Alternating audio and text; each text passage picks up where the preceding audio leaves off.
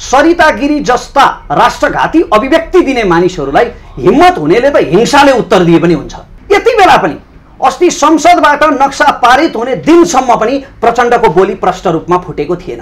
Comrade प्रचण्डले भेनेजुएलामा अमेरिकाले गरेको हस्तक्षेप चाहिँ देख्ने, भेनेजुएलामा अमेरिकाले गरेको हस्तक्षेप चाहिँ देख्ने र वक्तव्य दिने, आफ्नै राष्ट्रमाथि भारतले गरेको हस्तक्षेप नदेख्ने, बाबुराम भट्टराई जस्तो नेताको ब्याकिङ नभए सरिता गिरीमा यत्रो अराष्ट्रिय वक्तव्य दिने साहस कसरी आउँछ?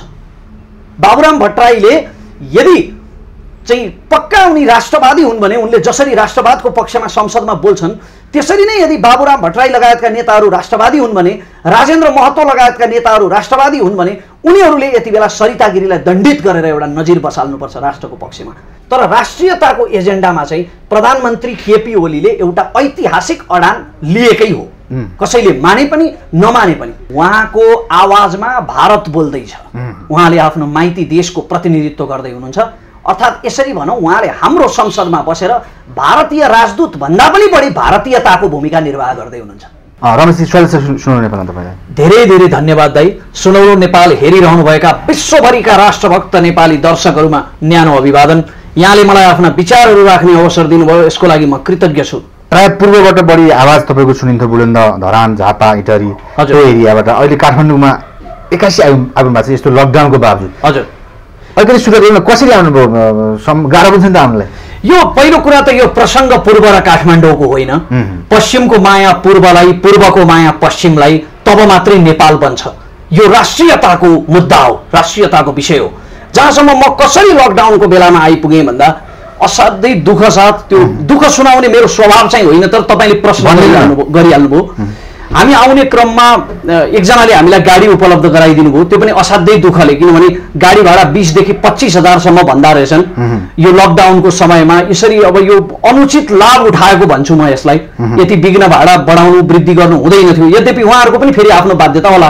20 देखि 25 हजार भाडा भनिसकेपछि मेरो आर्थिक गच्छले त्यति तिर्न सक्ने मेरो क्षमता थिएन। मसँग त जम्मा 21,255 रुपियाँ थियो काठमाडौँ आउने खर्च, त्यो मेरो परिवारबाट मलाई प्राप्त भएको।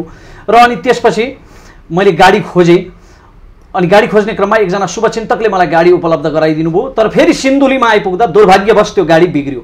एकपटक मात्रै होइन, 2 पटक बिग्रियो। एकपल्ट मर्मत गरेपछि फेरि दोस्रो पल्ट बिग्रियो। हामी करिब 12 घण्टासम्म सिन्धुलीमा बस्यौँ। त्यसपछि एकजना पूर्व सैनिकसँग हाम्रो भेट भयो, उहाँ ट्याक्सी चालक हुनुहुन्थ्यो, अनि उहाँले एउटा ट्याक्सीको प्रबन्ध गरिदिनु भयो र उहाँले हामीलाई लिफ्ट दिएर हामी काठमाडौँसम्म आइपुग्यौँ। जस दुःख सुखका साथ काठमाडौँ आएको उद्देश्य पुरा भएको छ कि छैन? के छ उद्देश्य? पुरा भएको छैन, तर एउटा सुरुवात चाहिँ भएको छ। प्रहरीले जाहेरीसम्म लिएको छ र जाहेरी दर्ता पनि भइसकेको छ। अब त्यो जाहेरी अनुसार कसरी कानुनी कारबाही अगाडि बढ्छ, सभासद सरिता गिरीमाथि कस्तो प्रकारको कानुनी कारबाही हुन्छ, नेपाल प्रहरीले कसरी अनुसन्धान गर्छ उहाँमाथि, त्यसले निर्धारण गर्ने हो उद्देश्य पुरा भयो कि भएन भनेर। यद्यपि सुरुवात चाहिँ भएको छ। तपाईँको उद्देश्य चाहिँ के भयो हुन्थ्यो सरिता गिरीलाई भन्ने हो? मेरो उद्देश्य चाहिँ बडो राम्रो प्रश्न गर्नुभयो दाइ। मैले अघि पनि निवेदन गरेको थिएँ, मेरो उद्देश्य सरिता गिरीको पद खारेज गराउनु, सरिता गिरीलाई राजनैतिक रूपमा रसातलमा पुर्याउनु मेरो उद्देश्य होइन। सरिता गिरीसँग त मेरो कुनै पूर्वाग्रह हुँदै होइन। के हुन्छ र मेरो पूर्वाग्रह? मेरो उद्देश्य चाहिँ के हो भने सरिता गिरीले दिएका अराष्ट्रिय अभिव्यक्तिहरू, जुन राष्ट्रघाती अभिव्यक्तिहरू छन्, सांसद जस्तो जिम्मेवार पदमा बसेर दिएका ती राष्ट्रघाती अभिव्यक्तिहरू विरुद्ध उहाँलाई नेपालको प्रचलित कानुन अनुसार जुन दिन दण्डित गरिन्छ त्यो दिन मात्रै मेरो उद्देश्य पुरा हुन्छ। र मेरो मात्र होइन, सम्पूर्ण राष्ट्रभक्त नेपालीहरूको उद्देश्य त्यस दिन पुरा हुन्छ। जस्तै हजुरको एउटा आवाज यो कुरा उहाँदेखि आएर दुःख गरे यो उद्देश्यका साथ आउनुभयो होइन, तर यहाँ उहाँकै लागि सडकमा तताउने, जुलुस निकाल्ने, यो लकडाउनका बिचमा महामारीको बिचमा गर्ने पनि विभिन्न किसिमका अभियानकर्ता भनिएका अभियन्ताहरू, विभिन्न राजनीतिक दलका भातृ सङ्गठनहरू लागेका छन् नि। तपाईँ आफूले के सोच्नु भएको छ यी कुराहरू? यस्तो छ दाइ, सडक आन्दोलनको जहाँसम्म प्रश्न छ, यो घरमा हावाहुरी चलिरहेको बेलामा, घरमा हावाहुरी चलिरहेको बेलामा घरको झ्याल ढोका बन्द गर्ने हो, किनभने दुर्घटना निम्त्याउन सक्छ त्यो हावाहुरीले। घरमा हावाहुरी चलिरहेको बेलामा झ्याल सफा गर्नतिर लाग्ने होइन जस्तो लाग्छ मलाई। झ्याल पनि सफा गर्ने हो घरको, तर हावाहुरी चलिरहेको बेला सफा गर्ने सही समय त्यो होइन। त्यसकारण जो सडकमा आउनुभएको छ उहाँहरूप्रति मेरो उच्च सम्मान छ। तर यसपटक चाहिँ अलिकति दुःखद भन्नुपर्छ, राष्ट्रियताको पक्षमा जुन प्रकारको एकता नेपालीहरूमा देखिनु पर्थ्यो त्यो प्रकारको एकता अलिकति नदेखिएको हो कि सारा राजनीतिक दलहरू एक ढिक्का भएर आफूलाई मधेसी भन्ने दलहरूले समेत समर्थन गरेर हाम्रो नक्सा सच्याइरहँदा, नेपालको निशान छाप सच्याइरहँदा, संविधान संशोधन गरिरहँदा र 1961 देखि गुमेको लिपुले कालापानी र लिम्पियाधुरालाई नेपालको नक्सामा समेटिरहँदा त दीपावली मनाउनु पर्थ्यो नि, देशले उत्सव हुनु पर्थ्यो नि यहाँ, तर त्यो भएन। अलिकति दुःखद हो। तपाईँलाई यही कुरा जोड्ने क्रममा तपाईँ पनि कसैको अभियन्ताको नाममा हिँड्नु भएको छ कि कसै पार्टीको नाममा हिँड्नु भएको छ कि भनेर मान्छेले विभिन्न जोड्छन्। कहिलेकाहीँ को नाममा रमेश प्रसाद हिँडे, कसले कसलाई सपोर्ट गरेर रमेश प्रसाद हिँडे भनेर विभिन्न आउँछन् नि। खास तपाईँ कसरी हिँड्नु भएको छ? म जो कोहीको पनि सत्कर्मको समर्थन गर्छु दाइ, चाहे त्यो जोसुकै होस्, तर मेरो कुनै अभियान, कुनै राजनैतिक दल, कुनै समूह, कुनै सङ्गठन कसैसँग पनि कुनै सम्बन्ध छैन। कुनै व्यक्तिसँग पनि मेरो व्यक्तिगत सम्बन्ध मात्रै हुन सक्छ, तर राजनैतिक खालको अथवा साङ्गठनिक खालको कुनै सम्बन्ध छैन। निष्कर्षमा यति भनौँ, म कुनै सङ्गठनमा कुनै अभियानमा छैन। यो कुरा स्योर हो? स्योर हो।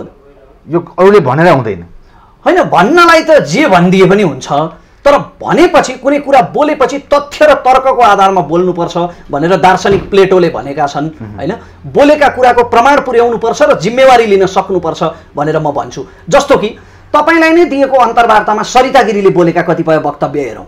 उहाँले भन्नुभयो, तपाईँसँगकै अन्तर्वार्तामा भन्नुभयो कि 20 वर्षसम्म उपभोग गरेपछि, एउटा राज्यले उपभोग गरेपछि त्यो भूभाग उसको हुन्छ भनेर भन्नुभयो नि। त्यस्तो हुने भए त गोलन हाइट इजरायलकै हुने थियो नि, गाजापट्टी इजरायलकै हुने थियो नि, वेस्ट ब्याङ्क इजरायलकै हुने थियो नि। किन त्यो फिर्ता गर्नुपर्छ भनेर प्यालेस्टाइनीहरू सङ्घर्ष गरिरहेका छन्? कश्मीर त भारत प्रशासित कश्मीर भारतकै, पाकिस्तान प्रशासित कश्मीर पाकिस्तानकै हुनुपर्ने हो नि त। 20 वर्षभन्दा त बढी भयो। 1948 देखि पाकिस्तानले कश्मीर उपभोग गरिरहेको छ, चाहिँ पाकिस्तान प्रशासित कश्मीर। त्यसमा किन दाबी गर्छ भारतले? छोडिदिनु नि अन्तर्राष्ट्रिय कानुन अनुसार, यदि सरिता गिरीको वक्तव्य साँचो हो भने। त्यसकारणले बोल्ने मान्छेले यस्ता दुष्प्रचारहरू, हुँदै नभएका दुष्प्रचार गर्नु हुँदैन, यस्ता दुर्वक्तव्यहरू दिनु हुँदैन, आफूले दिएको वक्तव्यको जिम्मेवारी लिनुपर्छ। तर यसो पनि भन्छ नेपालमा हावा नचली पात हल्लिँदैन भन्ने नि उखान छ नि एउटा। जस्तो कुन प्रसङ्गमा? हजुरकै प्रसङ्गमा? मेरो प्रसङ्गमा हजुरको कहीँ कहीँ जोडिएका कुरा, सङ्गठनमा जोडिएका कुरा अथवा त्यस्ता कुरामा त्यस्तो केही काहीँ हल्ला? तपाईँ एउटा जिम्मेवार पत्रकार हुनुहुन्छ। सुनौलो नेपाल अधिराज्यभरि अझ विश्वभरिका दर्शकहरूले हेर्छन्। तपाईँले बोलेका र तपाईँले सोधेका हरेक प्रश्नले, हरेक वाक्यले अर्थ राख्छ। अब तपाईँले हावा नचली पात हल्लिँदैन भनिसकेपछि म कुन सङ्गठनमा कोसँग सम्बन्धित छु भनेर तपाईँले पनि त प्रमाणित गर्न सक्नु पर्यो नि, होइन र दाइ? त्यत्तिकै बोल्न पाइन्छ र? जस तपाईँ स्वतन्त्र रूपमा देश र राष्ट्र राष्ट्रका बारेमा आवाज गरिराख्नुहुन्छ। मैले मेरो माटोका लागि जम्मा गर्न सक्ने भनेको मेरो आवाज दिने मात्रै हो, एउटा नागरिकको स्तरबाट, होइन? मैले एउटा भिडियोमा भनेको पनि छु, सरिता गिरी जस्ता राष्ट्रघाती अभिव्यक्ति दिने मानिसहरूलाई हिम्मत हुनेले त हिंसाले उत्तर दिए पनि हुन्छ, तर मेरो शारीरिक क्षमताले मैले त्यो गर्न सकिनँ। अनि मैले बोलेर मात्रै, निन्दा गरेर मात्रै, भत्सना गरेर मात्रै कुनै अर्थ राख्छ जस्तो लागेन। किनभने भत्सनाले त उहाँलाई त झन् उग्र बनायो। तपाईँ प्रत्यक्ष साक्षी हुनुहुन्छ नि, झन् उग्र बनायो उहाँलाई निन्दा र भत्सनाले। त्यसकारण भत्सना गरेर मात्र पुग्दैन भन्ने निष्कर्ष निकालेर मैले कानुनी बाटो लिएको हो, कानुनी राज्यमा विश्वास गर्छु। नेपालको राजनीति, नेपालका नेता र यस्तै हिसाबको राष्ट्रियताका कुरामा विरुद्धमा गर्ने कुरामा सरिता गिरी मात्रैमा तपाईँको हो कि अरू नेताहरू पनि छ तपाईँको? मैले अघि पनि भने नि, सरिता गिरी पात्रमा नजाउँ न, पात्र केन्द्र होइन। रमेश प्रसाद एउटा व्यक्ति केही होइन के, व्यक्तिले दिने विचार चाहिँ ठुलो कुरा हो, पात्रले फैलाउने प्रवृत्ति चाहिँ ठुलो कुरा हो। सरिता गिरीका विचारहरूमा एउटा प्रवृत्ति छ, नेपाललाई टुक्र्याउने, विभाजन गराउने, मधेस र पहाडका मुटुहरू छ्याछ्या पारेर मधेसीलाई पहाडी र पहाडीलाई मधेसीदेखि घृणा जगाउने खालको वातावरण सृजना गर्ने एउटा दुर्नियत छ नि त्यो प्रवृत्तिमा। त्यो प्रवृत्ति हो, त्यो पात्र होइन। अब उहाँले भन्नुहुन्छ हिन्दी भाषा मात्रै चाहिँ मधेसको डिएनएमा छ भन्नुभयो। मलाई भनिदिनुहोस् त, मधेसको कुन चाहिँ क्षेत्रमा हिन्दी बोलिन्छ? जनकपुरमा मैथिली बोलिन्छ, कपिलवस्तुमा अवधी बोलिन्छ, भोजपुरी भाषा बोलिन्छ, मधेसमा राजवंशी भाषा बोलिन्छ, सन्थाल भाषा बोलिन्छ। कुनै पर्टिकुलर जोन, कुनै विशेष क्षेत्र नेपालमा त्यस्तो छ र जहाँ हिन्दी भाषा बोलिन्छ? तपाईँ भनिदिनुहोस् न, तपाईँ जिम्मेवार पत्रकार हुनुहुन्छ, म त अल्पज्ञानी पनि हुन सक्छु। तर उहाँले किन पटक पटक त्यसलाई दोहोऱ्याएर चाहिँ म यो छोडिदिन, मेरो हाम्रो यो भाषा हो, हाम्रो यो जमिन हो भन्नुहुन्छ त? उहाँले किन, कहाँबाट आयो त्यो? हाम्रो कारणले त्यो छुट उहाँलाई प्राप्त भएको हो। जस्तै मैले अघि पनि भने नि, अघि प्रेस मिटमा पनि मैले भने, यदि परमानन्द झाले हिन्दीमा बोलेको बेलामा मैले पटक पटक भनेको छु, परमानन्द झाले हिन्दीमा शपथ लिँदा उहाँलाई उपराष्ट्रपतिको पदबाट निकालिदिएको भए अरू कसैको हिम्मत हुने थिएन। र यदि सीके राउत जस्ता देशद्रोहीलाई विद्वानको ट्याग लगाएर सरकारले सम्झौता नगरेको भए, कानुन अनुसार दण्डित गरिदिएको भए अरू कसैको हिम्मत हुने थिएन। यो अलिकति हाम्रो राज्य संयन्त्रको फितलोपनाको कारणले पनि हो र यो प्रत्यक्ष रूपमा छिमेकी राष्ट्रको संरक्षणको कारणले हो। उहाँले जसरी हिम्मत साथ नेपाल र नेपाली विरुद्ध अभिव्यक्ति दिइरहनु भएको छ, उहाँलाई भारतको संरक्षण प्राप्त छ भन्ने कुरा बुझिन्छ। त्यो त उहाँले नै भन्नुभएको छ त, मलाई जासुस भने पनि भन, राष्ट्रघाती भने पनि भन भनेर। माइतीको कुकुर पनि प्यारो हुन्छ भन्ने कुरा चरितार्थ गर्नुभएको छ नि उहाँले।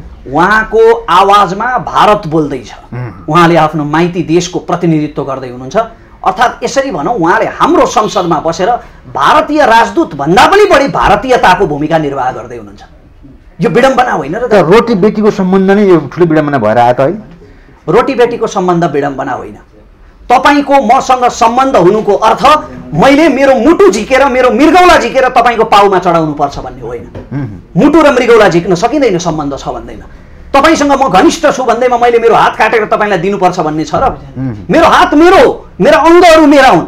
त्यसरी नै राष्ट्र राष्ट्रबीचको सम्बन्ध छ भन्दैमा सम्बन्धको सट्टामा सिमानाका इन्च चढाउन सकिँदैन।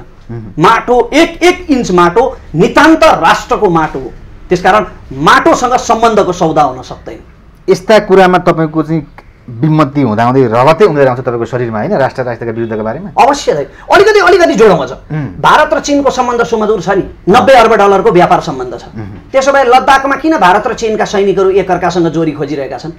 एउटाले छोडिदिए हुन्छ नि सम्बन्ध छ भनेर, सुमधुर सम्बन्ध छ भनेर, होइन? अमेरिका र रुसको सुमधुर सम्बन्ध छ, तर उनीहरूको बिचमा तनाव पनि त छ राष्ट्रियताको विषयमा। रुस र युक्रेनको सम्बन्ध पनि सुमधुर छ, तर त्यहाँ पनि त क्राइमियामा तनाव छ राष्ट्रियताको विषयमा। सम्बन्ध र राष्ट्रियता नितान्त फरक कुरा हुन्। रोटी बेटीको सम्बन्ध रहिरहनु पर्छ, तर हाम्रो राष्ट्र पनि स्वाधीन रहिरहनु पर्छ। स्वाधीनताको बदला रोटी बेटीको सम्बन्ध चाहिँदैन। राजनीति, नेपालको राजनीति वास्तवमा अहिले दुई तिहाईको सरकार भनिएको छ, के बुझ्नु भएको छ? नेपालको राजनीति अहिले कम्तीमा स्थिर छ।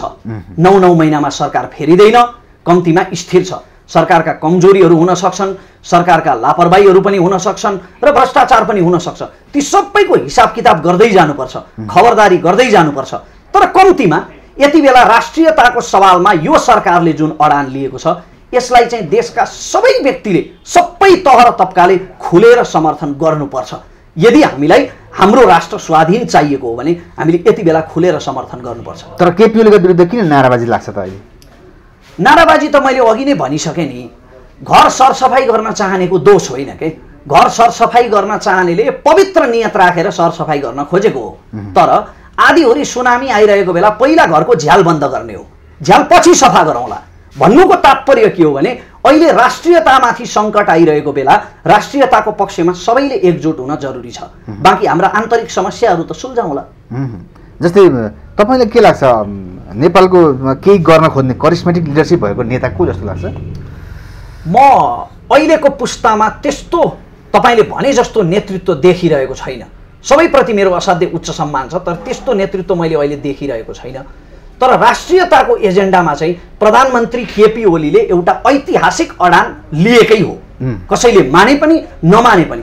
किनभने प्रधानमन्त्री केपी ओली भन्दा अगाडि पनि यो मुलुकले कैयौँ प्रधानमन्त्रीहरू पायो, तर ती सबै प्रधानमन्त्रीहरूले कहिल्यै पनि, चाहे 1950 को असमान सन्धि होस्, चाहे भारतले कब्जा गरेको 60,000 हेक्टर जमिनको विषय होस्, चाहे भारतले लगाएका बाँधहरूको विषय होस्, यी विषय अहिलेसम्म कुनै पनि प्रधानमन्त्रीले यति चर्को रूपमा, यति खुल्ला रूपमा, प्रष्ट रूपमा उठाउन सकेको थिएन। तर 10 वर्ष जनयुद्ध गरेर राज संस्था ढालेको भन्छन् त त्यति बेलाका नेकपा माओवादीका नेताहरू, बाबुराम प्रचण्ड, उहाँहरूलाई तपाईँले कसरी लिनुभएको छ?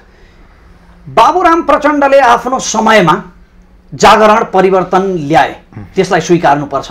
तर त्यो परिवर्तन जनताको जीवनमा देखिने गरी कहाँ आयो त?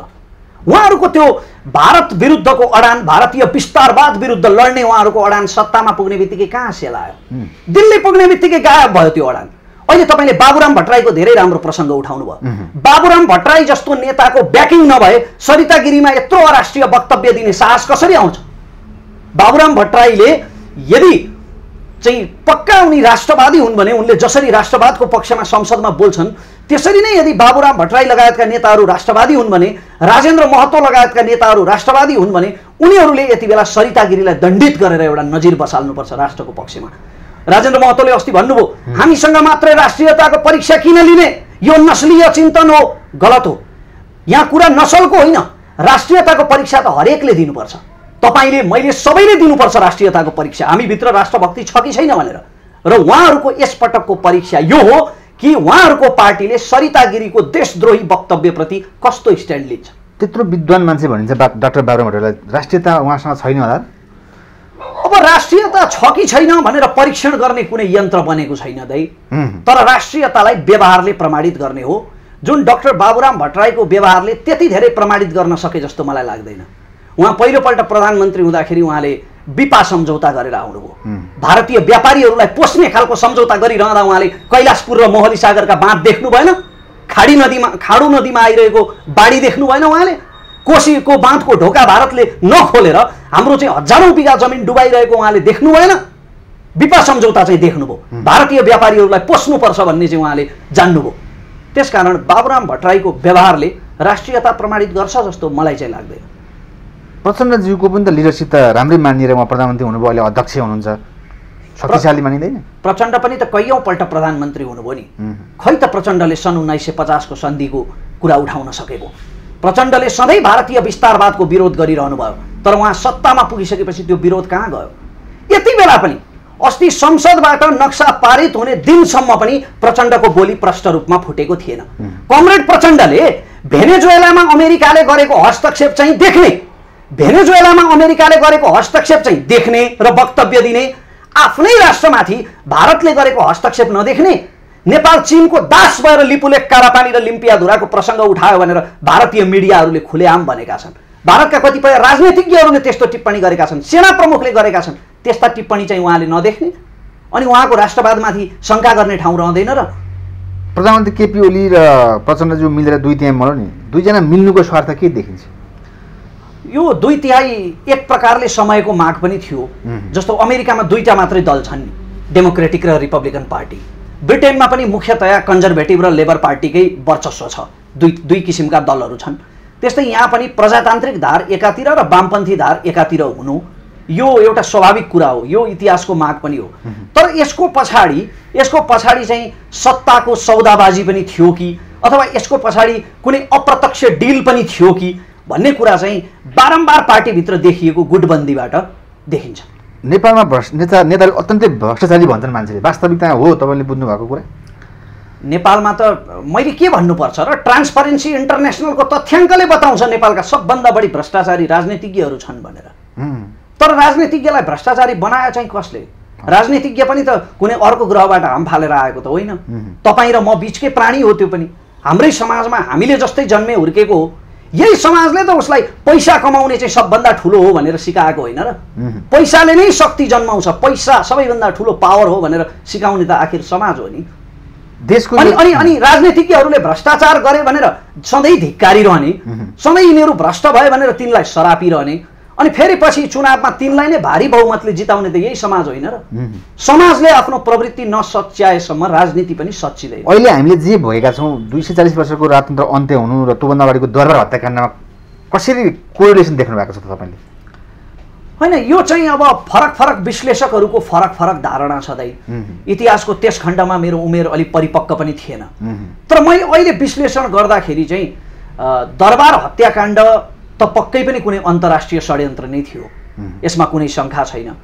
तर फेरि राजतन्त्र र लोकतन्त्रको बारेमा मलाई सोध्नुहुन्छ भने चाहिँ म लोकतन्त्रको समर्थक हो। किनभने लोकतन्त्रमा तपाईँले प्रश्न गर्न पाउनुहुन्छ। आज लोकतन्त्र भएकै कारणले मैले सरिता गिरी विरुद्ध जाहेरी दिन पाएको छु। लोकतन्त्र भएकै कारणले आज अभियन्ता साथीहरूले सरकार विरुद्ध सडकमा उत्रिन पाउनु भएको छ। यो लोकतन्त्रको कारणले मात्रै भएको। राजतन्त्रको समयमा त डोरबहादुर बिष्ट जस्ता इतिहासकारहरू बोलेकै आधारमा बेपत्ता पारिन्थे। बिचरा डोरबहादुर बिष्टले भनेको त केही थिएन। हाम्रा राजवंशहरू ठकुरी होइनन्, मगर हुन्। किनभने पृथ्वीनारायण शाहका 3 जना आमाहरू मगर थिए। त्यस समयमा अन्तर्जातीय विवाह त सम्भवै थिएन।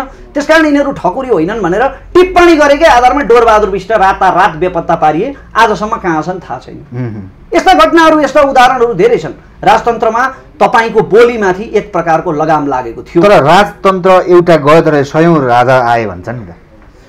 त्यो सत्य हो। जुन किसिमले लोकतन्त्र जनतासम्म आइपुग्नु पर्थ्यो।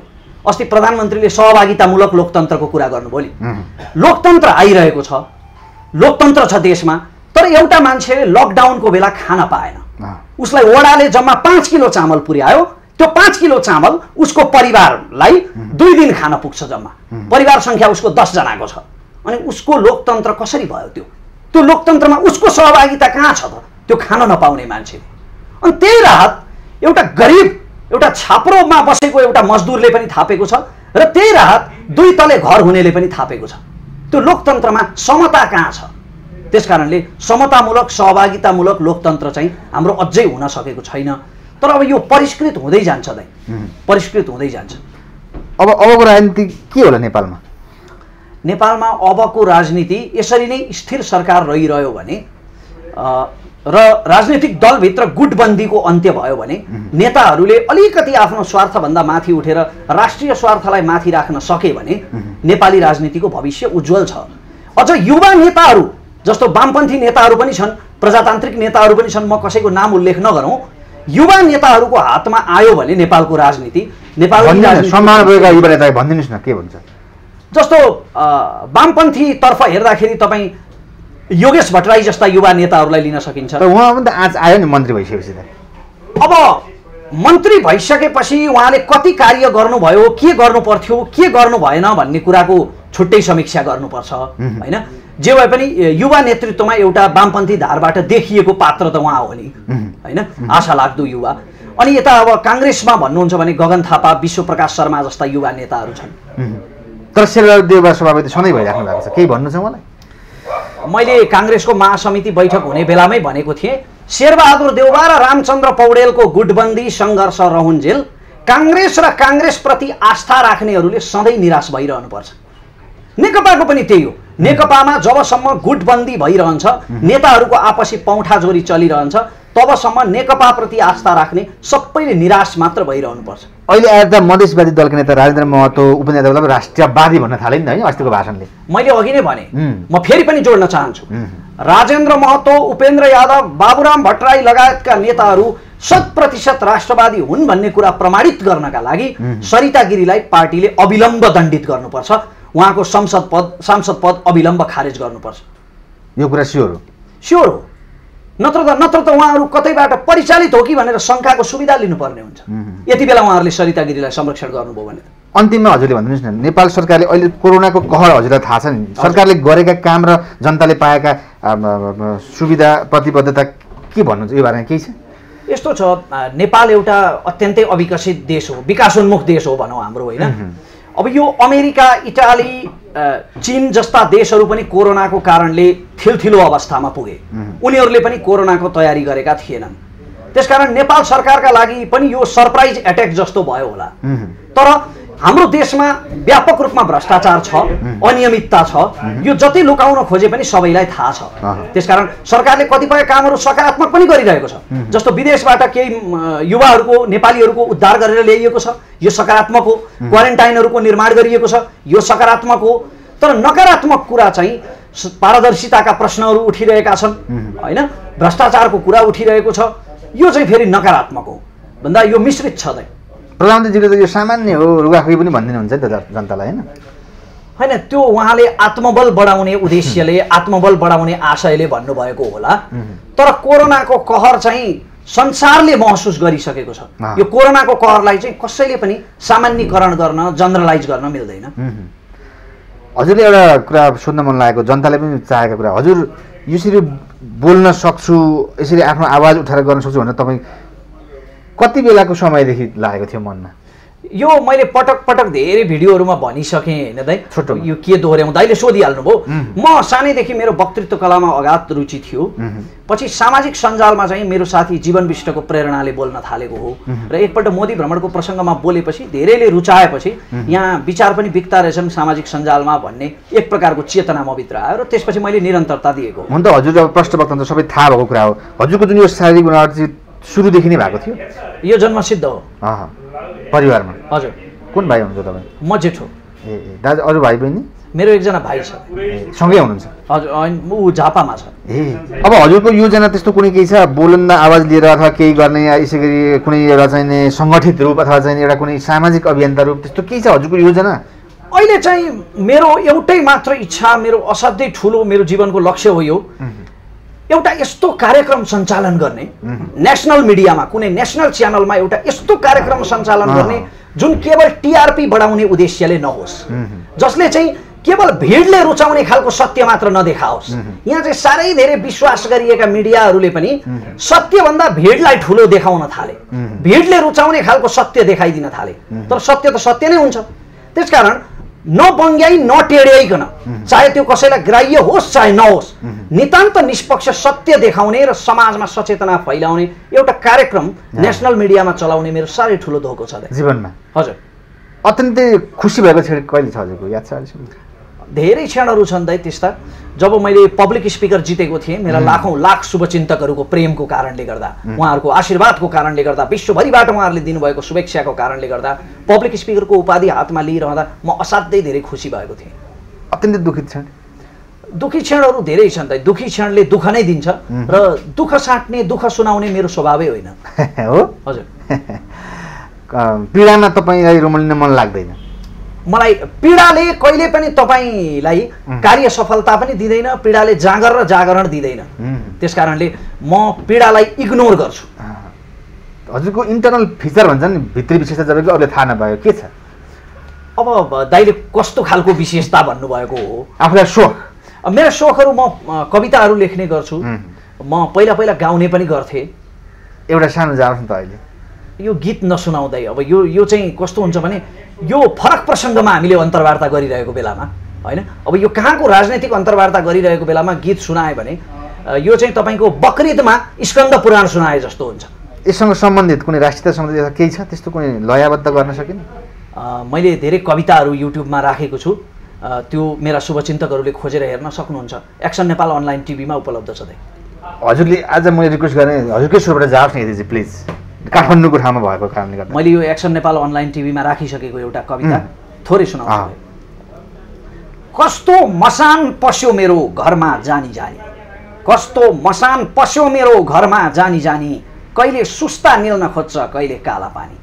अघि अघि फुलको बयान पछि पछि वार छ, अघि अघि फुलको बयान पछि पछि वार छ, अलिकति विरोध गर्दा नाका बन्द पार्छ, मित्रताको आडम्बरमा छल कपटको खानी, कहिले सुस्ता निल्न खोज्छ कहिले काला पानी।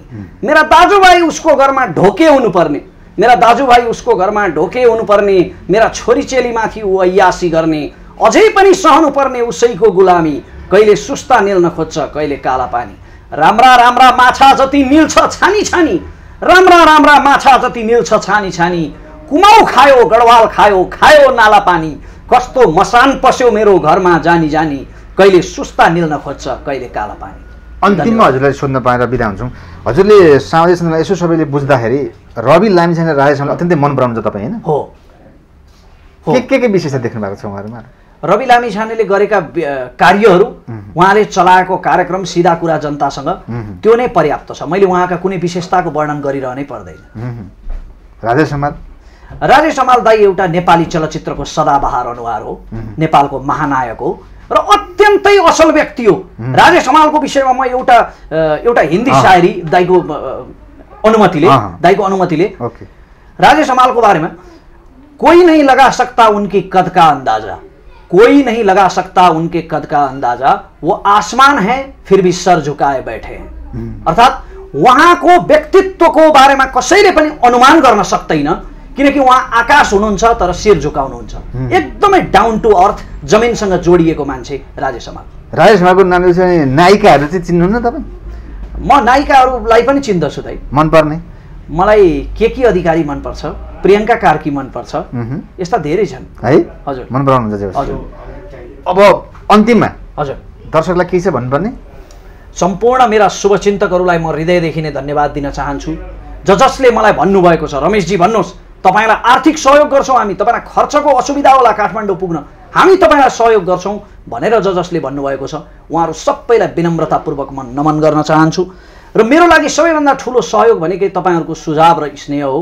यो एउटा राष्ट्रियताको मुद्दा मैले प्रतिनिधि पात्रको रूपमा सबैको तर्फबाट, सम्पूर्ण नेपालीहरूको तर्फबाट दायर गरेको हो र यहाँहरूको यस्तै स्नेह भविष्यमा पनि रहनेछ र मबाट कहिल्यै त्यस्तो कुनै काम हुने छैन। मबाट कहिल्यै त्यस्तो कुनै काम हुने छैन कि तपाईले म प्रति स्नेह राखेकोमा पश्चाताप गर्नु परोस्, मलाई प्रेम गरेकोमा पश्चाताप गर्नु परोस्, यो म वचन दिन चाहन्छु। हस्, धन्यवाद। प्रसादजीले सरिता गिरीजीको प्रकरणका विषयमा जसरी धरानबाट काठमाडौँसम्म आएर यस्तो विकट परिस्थितिमा पनि विभिन्न दुःख झेलेर जसरी आउनुभयो, त्यो उहाँले गर्नुभएको राष्ट्रप्रतिको उहाँको माया र यो विषयमा उहाँको जुन कमिटमेन्ट छ त्यसको म ज्यादै प्रशंसा गर्न चाहन्छु।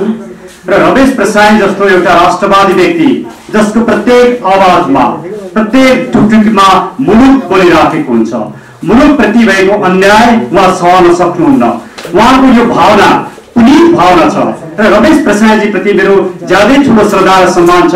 त्यही कारणले म रमेश प्रसादजीको कानुन व्यवसायबाट उहाँलाई सहयोग गर्न पाउँदाखेरि मैले आफूलाई खुसी मात्रै होइन गौरवान्वित ठानेको छु। रमेश प्रसादजीको जारी दरखास्त 2077 साल असार 5 गते महानगरीय परिसर टेकु काठमाडौँमा दर्ता भएको छ। त्यो जारी दरखास्तमा रमेश प्रसादजीले के कस्ता विषय उठाउनु भएको छ भन्ने बारेमा सम्पूर्ण नेपाली नागरिकहरू, देश विदेशमा बस्नुभएका नेपाली नागरिकहरूलाई रमेश प्रसादजीले दर्ता गर्नुभएको जारी दरखास्त म छोटकरीमा पढेर सुनाउन चाहन्छु, जसले गर्दाखेरि यो विषय के छ भन्ने कुरा सबैलाई ज्ञात होस् भनेर। निज सरिता गिरी संघीय संसदको प्रतिनिधि सभामा संघीय समाजवादी फोरम नेपाल हाल जनता समाजवादी दलको प्रतिनिधित्व गर्ने सांसद सदस्य हुन्। निज सरिता गिरी राज्यका महत्त्वपूर्ण विषयमा कानुन बनाउन र नीति निर्माण गर्न विधायकी भूमिका अदा गर्ने महत्त्वपूर्ण भूमिका खेल्ने सांसद सदस्य जस्तो एक गरिमामय र महत्त्वपूर्ण ओहदामा हुनुहुन्छ। संविधानको रक्षा र पालना गर्दै संविधान संशोधन लगायत कानुन बनाउने सन्दर्भमा उहाँको भूमिका महत्त्वपूर्ण हुन्छ। नेपालको संविधान 2072 र प्रतिनिधि सभा नियमावली 2075ले पनि यही भूमिका सांसद सदस्यबाट अपेक्षा गरेका छन्। प्रत्येक सांसद सदस्यले निजको दललाई मात्रै नभएर संविधान, मुलुकको अस्मिता, सार्वभौमसत्ता, भौगोलिक अखण्डतालाई सम्मान गर्ने रक्षा गर्ने प्रतिबद्धताप्रति आफूलाई समर्पित गरेका हुन्छन्। मुलुकप्रतिको असीम आस्थाकै कारणले प्रत्येक सांसद सदस्यलाई नागरिक र सिङ्गो मुलुकले महत्त्वपूर्ण जिम्मेवारी सुम्पेका हुन्छन्। वीर वीरेन्द्रहरूको ठूलो त्याग, तपस्या र बलिदानबाट आर्जित हाम्रो मुलुकको सार्वभौमसत्ता, भौगोलिक अखण्डता, राष्ट्रियता, राष्ट्रिय एकता, स्वाधीनता र स्वाभिमान विरुद्ध अभिव्यक्ति दिने, नागरिकलाई भड्काउने, दुधछान गर्ने, घृणा वा देश वा अवहेलना उत्पन्न गर्ने कार्य निज सरिता गिरीले गर्नुभएको हुँदा निजको कार्य मुलुकी अपराध संहिता 2074 को दफा 49(4) र 51(1) एवं 51(2) विपरीत भएको प्रश्न छ। नेपालको संविधान 2072 को धारा 103 ले संसद सदस्यलाई विशेषाधिकार प्रदान गरेको छ, अर्थात् सदनमा बोलेको कुनै कुरा वा दिएको कुनै वक्ता लिएर संसद सदस्यलाई पक्राउ गर्न, थुनामा राख्न वा अदालतमा मुद्दा चलाउन पाइँदैन। तर यो विशेषाधिकार संसद बाहिर गरिएका कार्य, क्रियाकलाप र अभिव्यक्ति सम्बन्धमा लागू हुँदैन। उक्त धारा 103(6) अन्तर्गत सांसद सदस्यले कुनै अपराध गरेको अवस्थामा त्यस्तो व्यक्तिलाई गिरफ्तार गरी फौजदारी कसुरमा कार्यवाही गर्न पाइने प्रष्ट व्यवस्था गरेको छ। तसर्थ निज सरिता गिरीले गर्नुभएको कार्य अर्थात् प्रष्ट रूपमा राज्य विरुद्धको कसुर भएको हुँदा निज सरिता गिरीलाई कानुन बमोजिम पक्राउ गरी कार्यवाही गरी अझैसम्म सजाय गरी पाउन्। निज सरिता गिरीले नेपालको विरुद्धमा गर्नुभएका 3 कार्यहरू जुन अघि रमेशजीले भन्नुभयो, आपत्तिजनक मात्रै नभई राज्य विरुद्धको कसुर समेत रहेका छन्। पहिलो, नेपालको संविधानको धारा 7 ले देवनागरी लिपिमा लेखिने नेपाली भाषा नेपालको सरकारी कामकाजको भाषा हुनेछ भनी प्रष्ट रूपमा व्यवस्था गरेको छ।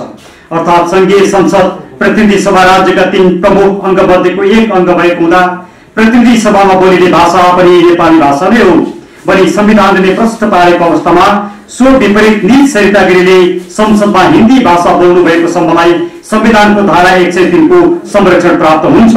तर मिडियामा आई संसदमा आफूले भाषा नै नबोल्ने, संसदमा आफूले हिन्दी भाषा नै बोल्ने, संविधानले हिन्दी भाषा संसदमा बोल्न प्रतिबन्ध लगाएको छैन भनी कुतर्क गर्ने, मधेस र पहाडमा बसोबास गर्ने समुदायका बीचमा रहेको सुसम्बन्धमा खलल पार्नका लागि हिन्दी मधेसको जिनमा छ नेपालीहरूको जिनमा नेपाली छ, मधेस हो, मधेस फरक छ भनी गम्भीर एवं आपत्तिजनक रूपमा अभिव्यक्ति दिएर सोका आधारमा आम नेपाली नागरिकहरूका बीचमा भ्रम सृजना गरी नेपालीहरूका बीचमा घृणा देश फैलाई नेपाली भाषालाई अपहरित गर्ने समेतको कार्य गर्नुभएबाट र आफूले संसदमा किन नेपालीमा बोल्ने त्यो सम्भव छैन भनी जिकिरले नेपाली भाषा र नेपाली प्रति नै अपमान गरेको हुँदा यस्ता गतिविधिलाई सहेर बस्ने, कानको दायरमा नल्याउने र अनुत्तरदायी ढङ्गले समाजलाई तहस नहस पार्न दिने हो भने हाम्रो सिङ्गो सभ्यता र अस्मिता नै धरापमा पर्ने खतरा हुने भएकोले यस्ता क्रियाकलाप निन्दनीय मात्र नभई आपराधिक समेत भएको हुँदा निज सरितागिरीलाई कानुनको दायरामा नै कारवाही गरी पाऊँ। निजको कार्य मुलुकी अपराध संहिता 2074 को दफा 49(4)(1)(2) एवं 2 विपरीत भई राज्य विरुद्धको कसुर भएको हुँदा दफा 49(5) ग बमोजिम निज सरितागिरीलाई 5 वर्ष कैदको सजाय गरी पाऊँ। दोस्रो, लिपुले कालापानी र लिम्पियाधुरा नेपालको भन्ने बारेमा ऐतिहासिक तथ्य र प्रमाण हुँदाहुँदै पनि सिङ्गो मुलुक र नागरिकहरूको भावना, आस्था एवं भौगोलिक अखण्डता विपरीत निज सरितागिरी उक्त भूभाग नेपालको होइन भनी मिडियामा अन्तर्वार्ता दिने र सो अन्तर्वार्तालाई सामाजिक सञ्जाल मार्फत प्रचार प्रसार गरी नेपाललाई नै होच्याउने, घेरा वा देश फैलाउने र नेपालको स्वाभिमान उप अपमान गर्ने जस्ता कार्य गर्नुभएको हुँदा निजको कार्य अपराध जन्य छ र क्षम्य हुन सक्दैन। तेस्रो, कसैले मलाई जासुस भने भनिराखोस्, मलाई फरक पर्दैन। कसैले मलाई राष्ट्रघाती भने भनिराखोस्, मलाई फरक पर्दैन भन्ने अभिव्यक्ति निज सरितागिरीले दिएको हुँदा निज संसद भित्र बसी नेपालको सुरक्षा, सैनिक स्थिति, सामरिक अवस्था, नेपालले गोप्य राख्नुपर्ने विषय समेतको जासुसी गर्ने हैसियत प्रष्ट पारेको हुँदा र सो कुरा स्वीकार गरेको हुँदा निज मुलुकका लागि ज्यादै डरलाग्दो र खतरनाक व्यक्ति भएको प्रष्ट हुन्छ। तसर्थ मुलुकी अपराध संहिता 2074 को दफा 56 बमोजिम निजलाई कार्यालय गरी सोही दफा 56(2) बमोजिम 25 वर्षसम्म कैद गरी पाउन अनुरोध गर्दछु। ऋषि धमलालाई हृदयदेखि नै धन्यवाद दिन चाहन्छु। हेलो हेलो हेलो ठीक छ। हेलो हेलो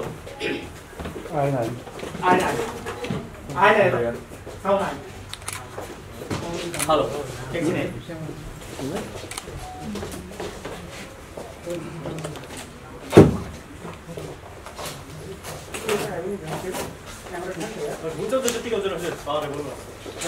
हेलो सुनिन्छ रमेशजी बोल्दा? होइन म त भइहाल्छ। यहाँहरूले प्रश्न राखिहाल्नुभन्दा अगाडि म आदरणीय दाई ऋषि धमलालाई र रिपोर्टर्स क्लबको सम्पूर्ण टिमलाई हात जोडेर नमन गर्न चाहन्छु, हार्दिक धन्यवाद दिन चाहन्छु कि उहाँहरूको असीम स्नेहले गर्दा आज यो रिपोर्टर्स क्लबको यो गरिमामय स्टेजमा तपाईहरू सबै समक्ष यो राष्ट्रियतासँग जोडिएको मुद्दाका विषयमा जानकारी गराउने अवसर प्राप्त भयो र मलाई विश्वास छ कि यहाँहरूले यी समाचारहरूलाई सही रूपमा जस्ताको तस्तै सम्प्रेषण गर्नुहुनेछ। किनभने आजभोलि हाम्रा मिडियाहरू जसलाई हामीले सोशल मिडिया भनेर चिन्दछौँ र जसलाई हामीले मेन स्ट्रिम मिडिया भनेर चिन्दछौँ, हामी पनि कहिलेकाहीँ सत्यभन्दा टाढा, सत्यभन्दा पर जान थालेका छौँ। हामी पनि कहिलेकाहीँ टिआरपी को दौडमा भिडले खोज्ने सत्य मात्रै लेख्न र छाप्न थालेका छौँ। जस्तो कुनै व्यक्ति कुनै राष्ट्रियताको विषय आयो, सीमाना अतिक्रमण भयो, त्यो सीमा अतिक्रमण भयो भन्दा जस्तो लिपुले कालापानी र लिम्पियाधुराको मुद्दामा सीमा अतिक्रमण भयो, यो सीमानाबाट चाहिँ भारतीय सेनालाई हटाउन सकिएन भनेर प्रशस्तै समाचारहरू छापिन्छन्, तर त्यसको पछाडिका तथ्यहरू चाहिँ कहाँ लुक्छन्, कहिल्यै छापिँदैनन् कि यो सीमाना कहिलेदेखि अतिक्रमण भएको थियो, कसरी अतिक्रमण भयो, किन अतिक्रमण भयो, कसका पालामा अतिक्रमण भयो, यो विषयमा खोज अनुसन्धान गर्न चाहिँ हामीले अलिकति छोडेका छौँ। किनकि हामीलाई केवल मसालेदार समाचारहरू चाहिएको छ। तर आज मलाई विश्वास छ जो यहाँ आउनुभएको छ तपाईँहरू साँच्चीकै एउटा राष्ट्रप्रतिको भक्तिभावका कारणले र सकारात्मक समाचार सम्प्रेषण गर्ने उद्देश्यले आउनुभएको छ। यहाँहरूबाट म यही अपेक्षा गर्दै यहाँहरू सबैलाई फेरि पनि धन्यवाद। रमेशजी नमस्कार। नमस्कार। प्रकाश चन्द्र दाहाल हो, म नेपाल पुकार अनलाइन टेलिभिजनमा काम गर्छु। तपाईँसँग भेट्ने र प्रत्यक्ष रूपमा कुराकानी गर्ने इच्छा थियो, आज त्यो इच्छा पुरा भयो। यो सँगसँगै तपाईँले सरितागिरीलाई राष्ट्रघाती भनेर अभियोग पत्र दर्ता गराउनु भएको छ। हजुर। अब त्यस्ता राष्ट्रघात गर्नेहरूको अन्तर्वार्ता लिनेहरूलाई चाहिँ तपाईँको भन्नु के छ? त्यस्ताको तिनलाई अन्तर्वार्ता लिएर अझ बढी उक्साउने उचाल्ने त्यो कर्म चाहिँ सञ्चारकर्मीले गर्न हुन्छ कि हुँदैन? यसका दुईटा पक्षहरू छन्। कसैले नियोजित रूपमा राष्ट्रघातलाई प्रोत्साहित गर्ने भावनाले र नियोजित रूपमा नियतवश त्यस्ता प्रश्नहरू गरेर अन्तर्वार्ता गर्छ कसैले भने त्यो गलत हो। तर त्यसको अर्को एउटा पक्ष चाहिँ के छ भने तिनै सञ्चार माध्यमहरूमा भएको अन्तर्वार्ताको कारणले त जनताले तिनीहरूको असली अनुहार देख्न पाउँछन् नि। जस्तो कि सरिता गिरीको असली नियत, उहाँको असली चिन्तन त मैले उहाँले सञ्चार माध्यमहरूमा दिएका अन्तर्वार्ताबाट पनि बुझेको हुँ र हाम्रो जाहेरीमा हामीले जुन कुरालाई प्रमाण सन्दर्भ सामग्रीको रूपमा राखेका छौँ ती प्रमाण सामग्रीहरूमा मुख्यतः उहाँले दिएका अन्तर्वार्ताहरू नै छन्। सही गर्नुभयो कि गलत गर्नुभयो के अरे सरिता गिरीको अन्तर्वार्ता लिएर? सरले बडो धर्म सङ्कटमा पार्नलाई मलाई यो प्रश्न सोध्नु। यद्यपि आदरणीय दाई ऋषि धमलाप्रति मेरो असाध्यै उच्च सम्मान छ, यो कुरा म फेरि पनि दोहोऱ्याउन चाहन्छु। र ऋषि धमलाका कुनै पनि कार्यक्रमका कुनै पनि अङ्क, कुनै पनि बहस सम्भवतः मैले छुटाएको छैन। म त्यति धेरै प्रशंसक हो ऋषि धमला दाईको। यद्यपि ऋषि धमला दाई नेपालको सर्वाधिक व्यस्त पत्रकार हुनुहुन्छ। उहाँ अत्यधिक धेरै कार्यक्रमहरू सञ्चालन गर्नुहुन्छ। त्यसकारण त्यो व्यस्तताको कारणले गर्दा सायद सरिता गिरीको अन्तर्वार्तामा जुन किसिमको गृह कार्य देखिनु पर्थ्यो, मेरो पक्षबाट हेर्दा जुन किसिमको गृह कार्य देखिनु पर्थ्यो, जसरी तथ्य र तथ्याङ्कको आधारमा प्रश्नहरू गरिनु पर्थ्यो, त्यो चाहिँ ऋषि धमला दाईको अधिक व्यस्तताको कारणले गर्दा उहाँले त्यसरी प्रश्न गर्न नपाउनु भएको पनि हुनुपर्छ र म उहाँको असाध्यै ठुलो प्रशंसक भएको हुनाले यति आलोचना गर्ने मेरो नैसर्गिक अधिकार हो। त्यो अन्तर्वार्तालाई एउटा डिजाइनमा गरिएको अन्तर्वार्ता हो भन्ने तपाईँको बुझाइ होइन? त्यसो भए मलाई मेरो बुझाइ चाहिँ दाईको व्यस्तताको कारणले गर्दा त्यो गृह कार्य अलिकति कम देखियो कि भन्ने मात्र बुझाइ हो। हस्, धन्यवाद।